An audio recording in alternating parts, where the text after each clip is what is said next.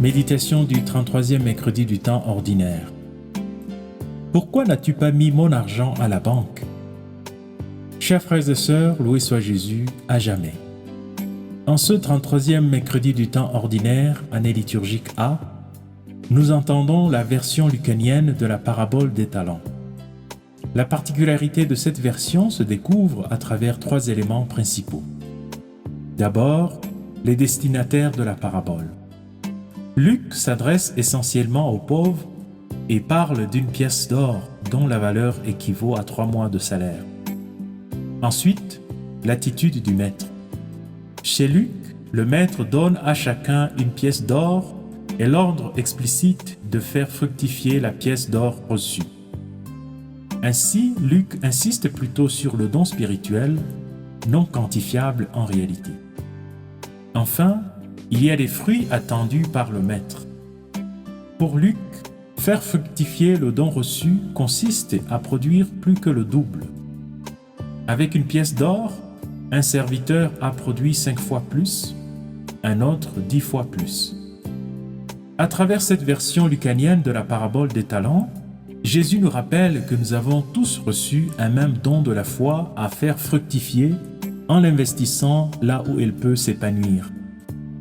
Considérant la tradition de notre Église, nous pouvons explorer 3 lieux d'investissement de la foi. L'intelligence humaine qui permet à la foi d'être compréhensible dans un contexte donné, la liturgie qui permet à la foi de réaliser une communion des cœurs et des âmes, et enfin le vécu quotidien où la foi pousse les croyants à poser des gestes qui guérissent et qui sauvent. Nous avons donc reçu chacun le don de la foi avec toutes ses potentialités. Frères et sœurs, comment pouvons-nous investir notre foi dans ces 3 lieux? 2 attitudes nous sont recommandées. Premièrement, nous devons faire confiance en la puissance de la parole de Dieu. En effet, cette parole a fait ses preuves dans l'histoire.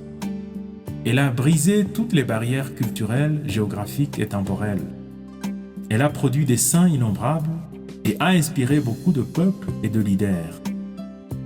Deuxièmement, nous devons parfois prendre le risque de la foi.